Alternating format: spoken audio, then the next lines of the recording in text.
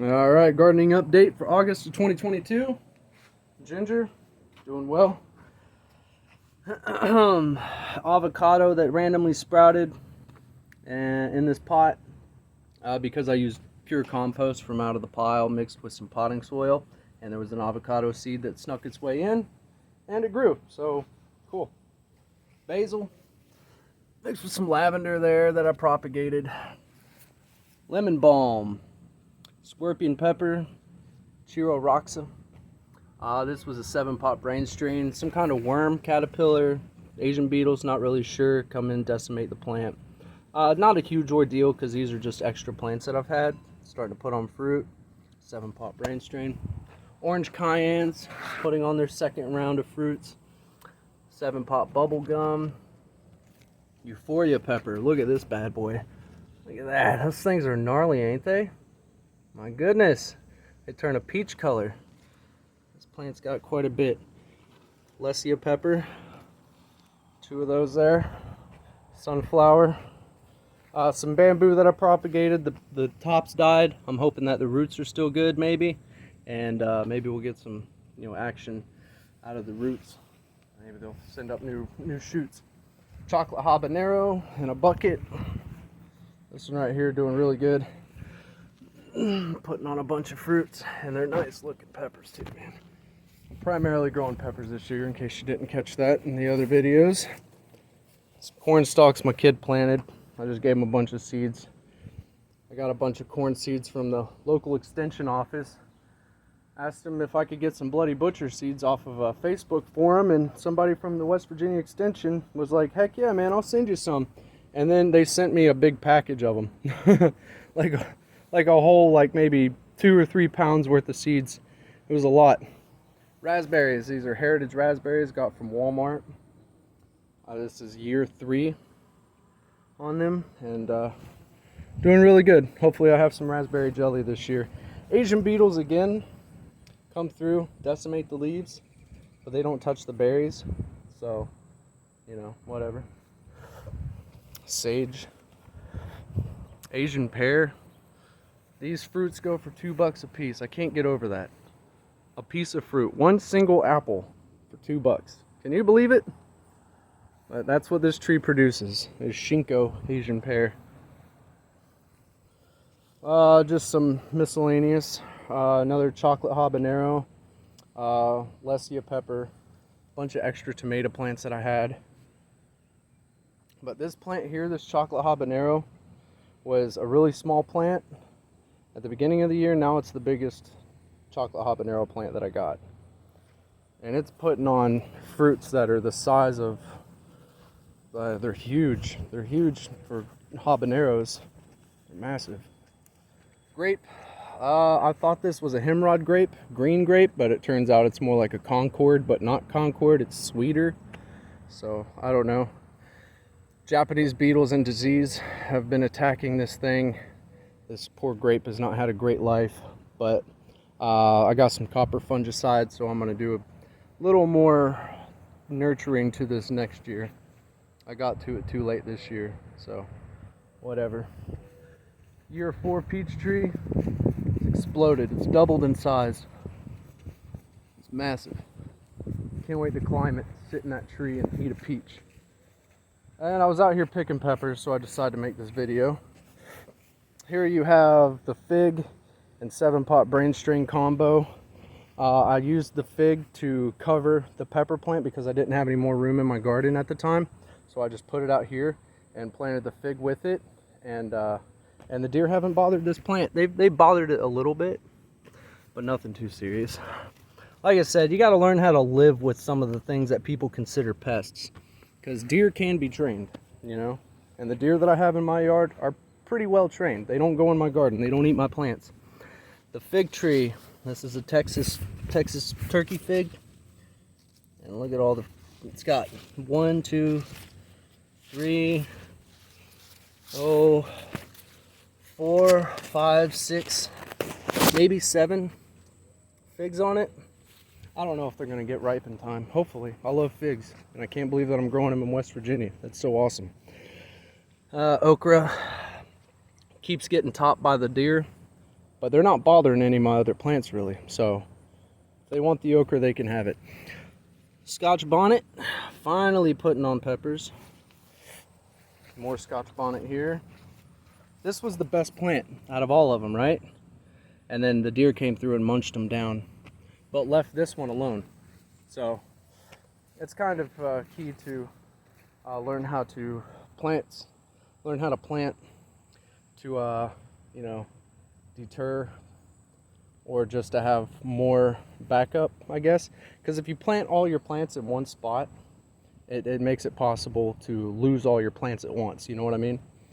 And plus you might get better results planting somewhere else. Like this Euphoria pepper, not doing well. Keeps getting attacked by some kind of pest, and the fruits on it look bad, you know? They don't look good. I'm not gonna eat that. Got ate up by something. But the Euphoria up on my porch and the Euphoria over here by the sunflower, doing excellent, very well. So, in summary, plant your plants different places, you get better results, you know, over here compared to planting the plant over there, you know. So it helps to experiment. All right, more chocolate habaneros, marigold, Peruvian ground cherry. These were golden berries I bought at the grocery store. Saved the seeds, grew the plant. I'll have to start them sooner because here we are into August and I've only gotten one fruit off of it so far. I don't know if you can see that, but yeah. So they need to be started a lot sooner. Cherapita. Look at that. Yeah. Oh, I got a leaf in the way. Get out of my way, leaf. They start off green and the sun turned them purple, and then whenever they ripen they turn red, and they're delicious. It's like that nice middle ground between cayenne and habanero. They're hot. They're seriously hot for such a little pepper.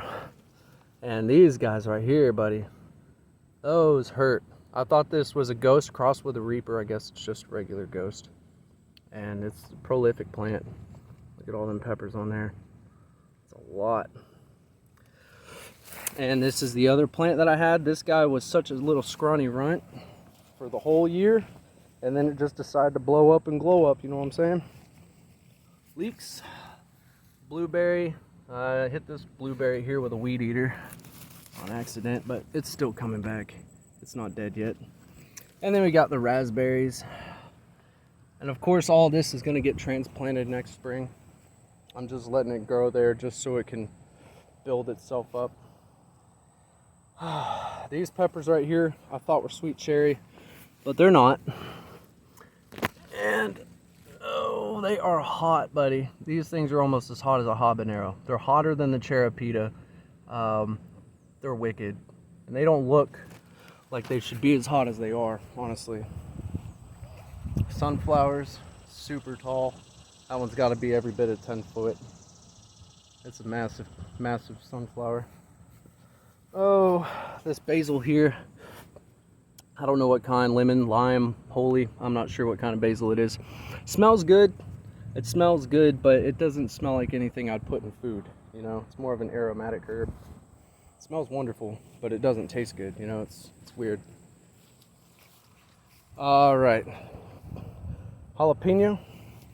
This is that stunted sunflower my kid grew at school. Oh, almost squished a bee. Anyways, yeah, it started in a Dixie cup, and then it got knocked over and the stalk bent, and then I just left it growing anyways, not thinking that it would get big, but it did. It's just a dwarfed mammoth sunflower. Kind of an oxymoron there. Anyways, royal golden watermelon. I can't grow watermelon to save my life. Here we go. That's the best fruit I got, and that's as big as it gets. The leaves are yellow, not from a deficiency of nutrients, but because that's just how the foliage grows, because it's royal golden watermelon. The watermelon turns yellow. See? And that's normal. That's normal for these.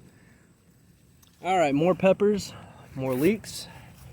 These are the scorpions. They are doing absolutely fantastic. Look at all those fruits. gnarly too. 7-pot brain strains, tons and tons of peppers. I've probably pulled 30 so far off of these plants, and it's just now really starting to harvest, starting to ripen. There's the word I was looking for. I've pulled a bunch of cucumbers off of these since the last video. Right now they're at the end of their life, and so I'm letting a few of the nice cucumbers go to seed. Kale is kind of just stagnant right now. Once the summer ends and the fall begins, these plants will start taking off more once the weather cools down. Lemon drop. Oh man, this thing grew so much in 1 month. It's so crazy how much this grew in just 1 month, but it has every bit of 50 peppers on it. Every bit of 50. And they don't taste that great. I don't really care for the lemon drop pepper. I thought they were going to be good. There's been a lot of ranting and raving, people saying that it's a really delicious snacking pepper. For one, they're super duper hot, so you know, it's a good tolerance builder. So be on the lookout for that, because I thought it was going to be like fish pepper, you know, a jalapeno status, you know, just a good snacking pepper with some heat. But no, they're pretty hot, and they don't taste that great. All right, this is my Bloody Butcher corn, and it's doing all right. I was lazy with it. I should have came in here and manually pollinated it, but I just didn't. And bugs are starting to get to it, and I don't know. I wasn't really too adamant about growing it this year. I was mainly focused on my peppers. This right here is a specialty cross that I'm doing of a Lesia and a chocolate habanero. I'm trying to mix a gourmet hot pepper with a gourmet sweet pepper, which, I mean, all peppers are really gourmet. It's kind of a subjective term, but to me, chocolate habanero is my favorite, and I wanted to mix it with a sweet pepper to come up with my own cross and have, you know, just a really good snack, and, you know, just my own version of a good snacking pepper. Here's another ghost. More tomatoes. These are black cherry tomatoes. Then I got Roma mixed in there, and then some other kind. I don't know. My tomatoes aren't doing so great this year, and I'm not too bent out of shape about it. I would like some tomatoes so I can make my sauce, but at the same time, I'm not going to stress about it. Got enough stress going on in my life that, you know, there's enough in here that's doing really good that if a few plants don't do that well, I'm not that hurt about it, you know. Raspberries, carrots going to seed. Leeks, they're more of a cool weather crop, so once the weather cools down, I imagine those are going to start plumping up and getting bigger. Carrots, thyme, and yeah, that's about it. Got a few extra plants here. Goji berries, year 2, finally putting on flowers. Finally. Got some buds on there. Marigold, volunteer Adirondack potato, chamomile, I've pruned back. It's not doing so well now.